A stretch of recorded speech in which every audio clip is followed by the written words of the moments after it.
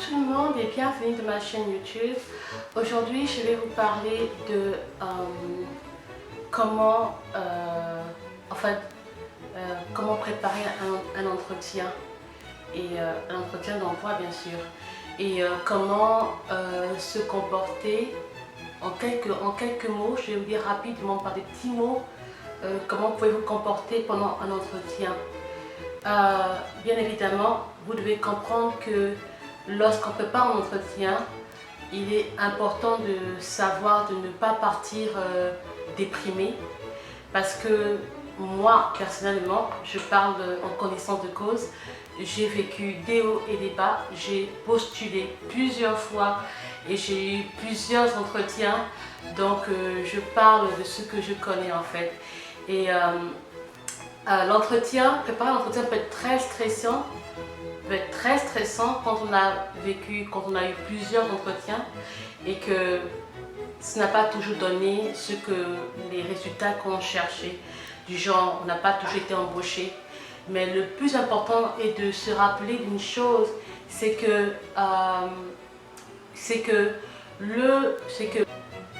même quand on n'a pas été embauché sur le champ, en fait, que rapidement, je ne sais pas comment dire ça, ne veut pas dire qu'on est nul, ne veut pas dire qu'on n'est pas capable de faire un boulot.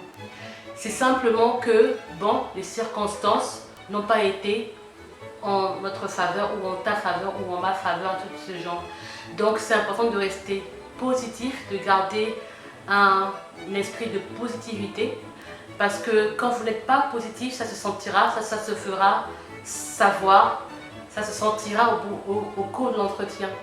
Et pour ceux qui ne savent pas, c'est que bon, en général, les recruteurs utilisent beaucoup ce qu'on appelle les body language aussi. Le body language, c'est les, je sais pas comment on dit en français, je crois que ce sont des gestes, des gestures, la façon de parler. Ils analysent votre personnalité pendant l'entretien. Donc c'est important de rester positif pendant l'entretien. Pendant l'entretien bien sûr, et pendant la recherche et la préparation de l'entretien. Quand on prépare un entretien, la première chose à faire d'abord, c'est de revoir son CV. Et le CV est important d'être revu et revu, et ne pas en faire un trop long CV, parce que moi-même personnellement, quand j'ai travaillé pendant une période de temps dans une ONG internationale, on regardait souvent les résumés, les CV, les curriculums, les CV, et parfois, sans mentir, ce qui était trop long devenait plus ou moins ennuyant. Donc le mieux, c'est d'être concis et clair en fait dans votre CV. Et voilà, en fait, une des choses qu'il faut déjà faire pour préparer l'entretien. Avoir un CV bien préparé, concis, et puis le préparer dans un dossier propre, imprimé déjà, et prêt pour être remis au recruteur. En tout cas, je parle selon les règles d'ici. Voilà. Ensuite, l'autre chose à faire, c'est de... Ensuite, l'autre chose à faire, c'est non seulement d'avoir un comportement positif, un état d'esprit positif, optimiste, mais non seulement aussi de revoir son CV, revoir s'il est à jour, mais ensuite de pouvoir faire des recherches sur la compagnie chez qui vous allez faire l'entretien. Ce qui irrite souvent les recruteurs, c'est quand ils posent des questions aux ceux qui demandent l'emploi, et qu'ils se rendent compte que ces personnes-là ne se sont même pas renseignées sur la compagnie elle-même. C'est quelque chose qui irrite beaucoup les recruteurs, du genre que cette compagnie, tu n'as aucune idée, et tu te demandes, le recruteur se demande, finalement tu es venu pour postuler, pourquoi en fait, puisque tu ne sembles pas avoir fait des recherches sur la compagnie. Donc pourquoi tu es là, qu'est-ce que tu nous apporteras de plus en fait. Et ça, c'est très important de comprendre que les recruteurs veulent en général que vous ayez une idée de la compagnie, enfin un peu d'histoire, un peu de ceux qui font leur chiffre d'affaires par exemple, un truc de ce genre, juste une idée, comment dire, en tout cas une idée générale au moins, que tu sais vraiment ce que la compagnie fait, ce que la compagnie produit, ce que la compagnie fait comme travail, ce que la compagnie a achevé, par exemple, etc. Vous voulez aussi voir, par exemple, si possible, connaître le nom du recruteur. Si vous connaissez le nom du recruteur, par exemple, la personne qui fera l'entretien aussi avec vous. Si vous connaissez le nom de la personne qui fera l'entretien avec vous, ce serait quand même bien d'avoir une idée de cette personne. Une idée pour avoir la personnalité de la personne en question, du genre aller dans son compte LinkedIn. Pardon, j'ai un peu de mal pour dire ce mot-là. Et regardez son compte. Et en général, Facebook n'est pas vraiment approprié pour les trucs professionnels, c'est souvent LinkedIn. Et donc, allez sur LinkedIn et ayez aussi un compte LinkedIn. Parce que j'avoue que moi-même, je n'ai pas mis à jour mon compte. Mais faites-le toujours, regardez votre compte LinkedIn et mettez-le à jour parce qu'il y a des recruteurs, il y a des gens qui regardent en fait votre dossier aussi sur LinkedIn. Donc c'est vraiment important quand même quand vous cherchez de l'emploi, bien qu'on prépare aussi l'entretien. Autre chose que vous devez savoir, vous devez faire en conséquence, c'est déjà vous préparer à l'avance pour les questions. Ça, je sais de quoi je parle parce que bon, je suis passée par là. Préparez-vous pour des questions potentielles déjà. Allez sur YouTube, regardez des exemples de questions appropriées à l'industrie dans laquelle vous voulez travailler. Par exemple, des questions que vous aurez pour des compagnies de marketing ou des compagnies de business. Par exemple, ce ne seront pas les mêmes questions que vous aurez pour une compagnie d'institut de beauté ou de maison de vente d'habits, etc. N'est-ce pas? Et même quand vous allez à l'entretien, sachez vous vêtir selon la compagnie ou l'industrie dans laquelle vous allez partir, ou la compagnie en question. Même de pouvoir trouver des tenues qui sont en fait appropriées à l'endroit de l'endroit où vous irez faire l'entretien. Alors, préparez-vous par les questions, à la limite même, mimez, entraînez-vous. Quand je dis entraîner, c'est-à-dire que posez-vous ces questions et répondez-vous ces questions-là vous-même. Par exemple, si en général les recruteurs demandent ceci, pourquoi, en fait, parlez-moi de vous. Parlez-moi de vous, donc qu'est-ce que vous direz de vous par exemple? Vous devez trouver des réponses qui seront appropriées des réponses qui sont appropriées à ce que vous voulez faire comme position. Mais attention, quand vous préparez aussi dans l'entretien, sachez, quand je dis de préparer vos questions, c'est selon l'offre d'emploi que vous postulez pour. Par exemple, si vous allez postuler pour les ressources humaines, par exemple, vous devez même être en même de pouvoir vous poser des questions du genre sur, comment dire, par exemple, les relations avec les gens, votre comportement, par exemple, en général, votre personnalité, est-ce qu'elle colle facilement avec les gens en général? Est-ce que vous êtes une personne qui est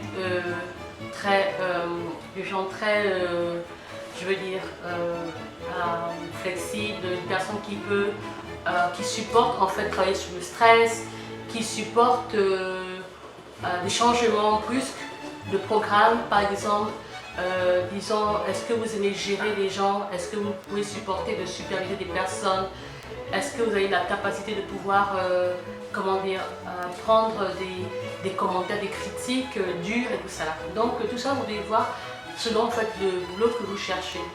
Par exemple, je donne un exemple, je ne suis pas très sûre, mais c'est ce que je connais, mais par exemple, dans le domaine de la beauté ou alors de l'habillement, je me dis qu'en général, les gens demandent des questions du genre est-ce que vous êtes à l'aise quand vous vendez? Est-ce que vous parlez facilement aux clients? Est-ce que vous connaissez un peu du goût par rapport aux habits? Est-ce que vous pouvez proposer des tenues à des personnes quand elles viennent? Ou alors concentré de beauté, c'est du genre, est-ce que vous pouvez être en même de pouvoir proposer des produits à quelqu'un, être en même de la convaincre par exemple sans trop forcer de pouvoir acheter vos produits, un truc de ce genre. Je donne des exemples simples, mais en général, dans les ressources humaines, on demande quand même avoir une capacité de pouvoir avoir une capacité de pouvoir supporter, de pouvoir changer, suivre, enfin s'adapter à des programmes, à des changements prise de programmes, superviser des personnes, travailler sur le stress et tout ça, et comment dire, et pouvoir être en même de répondre à la deadline, du genre à la date limite d'un projet par exemple. Est-ce que vous pouvez le faire à temps? Donc c'est une étude de ce genre qu'on vous demandera en général. Donc préparez-vous dans ce sens. Mimez, posez-vous des questions, faites-vous jouer le rôle du recruteur et du recruté, donc celui qui fait l'entretien et vous qui êtes en train de chercher le boulot en fait. Donc faites ce genre de choses. Voilà. Quand vous partez à l'entretien, vous savez tel jour, et si vous n'êtes pas vraiment sûr, gardez toujours un agenda où vous prenez note du jour de la date d'entretien, de la date où vous allez rencontrer les personnes pour l'entretien. Gardez toujours une date, ou bien gardez un agenda où vous allez pouvoir rencontrer les personnes pour l'entretien. Excusez-moi ce que je voulais simplement dire. Et arrivez prêt. Revoyez vos notes si possible, n'ayez pas honte de relire vos notes si possible. Si vous ne voulez pas relire des notes et que ça peut vous distraire après, bon tant pis, c'est pas grave. Vous allez à l'entretien, arrivez un peu avant l'heure pour avoir une idée de l'environnement. Moi personnellement je viens un peu plus à l'heure parce que je veux avoir une idée de l'environnement, du lieu de travail, de la compagnie, parce que ça me permet de regarder un peu comment les gens sont dans leur compagnie, parce que j'ai eu tellement d'histoires, de déboires et d'expériences un peu voilà. Donc je regarde à peu près, je viens un peu plus avant et ça me permet de pouvoir décompresser, de pouvoir déstresser. Si à la limite j'écoute un peu de musique à voix, à la limite mes écouteurs à volume très bas, oui je le ferai. Bien je lis un truc qui m'intéresse, un magazine, comme ils font souvent, ils ont des magazines, et vous lisez votre magazine tranquillement, sans problème et tout. Et alors la dame qui vous accueille, c'est que vous avez mis une heure, donc vous êtes là depuis quelques minutes avant l'heure de l'entretien. Donc ça vous permet de pouvoir regarder comment ça se passe autour. Si les gens sont sympathiques ou pas, ou bien un truc de ce genre dans cette compagnie et tout ça. Donc quand on vous appelle, soyez prête, arborer un visage, arborer un sourire, pas un sourire plaqué non plus, mais un sourire naturel, pas très forcé non plus, donc un sourire naturel. Vous arborez ce regard, ce visage naturel, simple et positif, prêt à pouvoir défendre sa cause, je dirais, pour obtenir le boulot en question. Alors donc quand vous rentrez, en général ils vous montrent la porte, ils vous ouvrent la porte du bureau en premier. Donc quand vous rentrez, vous dites merci, vous avez des règles de politesse. En général, même quand ils viennent vers vous, ils vous saluent par la main, ils vous disent bonjour et vous souriez normalement. Et vous rentrez dans le bureau, puisqu'ils vous emmènent dans son bureau, ou dans son bureau à elle ou lui, et ils vous font asseoir. Par exemple, si l'entretien c'est 2 ou 3 personnes en même temps, ça peut être très stressant. En général, l'entretien le plus simple c'est à one-on-one, c'est genre 1 à 1. Mais quand l'entretien c'est vous avez 3 personnes devant vous, 3 ou 4 personnes, ça peut être très stressant, mais il y a des méthodes pour pouvoir gérer ce genre d'entretien. Voilà. Donc ils vous font rentrer et vous rentrez, vous asseyez ou il vous fait rentrer ou elle, vous asseyez et vous pouvez, soit si vous vous sentez à l'aise de croiser les jambes, vous pouvez croiser les jambes pour parler. Si vous ne voulez pas vous croiser juste en arrière, un peu comme à la princesse Diana, en arrière comme ça, pour croiser, vous asseyez pour être en équilibre psychologiquement. Vous posez vos mains. En général, on ne recommande pas trop de parler avec beaucoup de gestes comme je fais là. Quand vous faites un entretien, ne parlez pas trop avec beaucoup de gestes. Ça peut être très distrayant. Vous êtes calme, vous respirez normalement, on pose une question.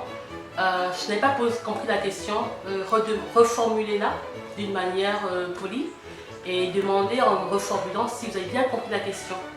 Et donc vous asseyez, vous êtes calme et vos mains sont posées sur vos cuisses, voilà. Et vous répondez aux questions du genre pourquoi ou vous parlez-moi de vous. Et vous allez répondre à des questions du genre je suis une personne comme ci, comme ça, j'ai cette qualité, enfin pas de vos qualités. Mais quand on arrive au... Ne parlez pas trop de qualité seulement, mais dites par exemple que mon défaut est de telle chose, mais quand vos défauts peuvent être en votre faveur.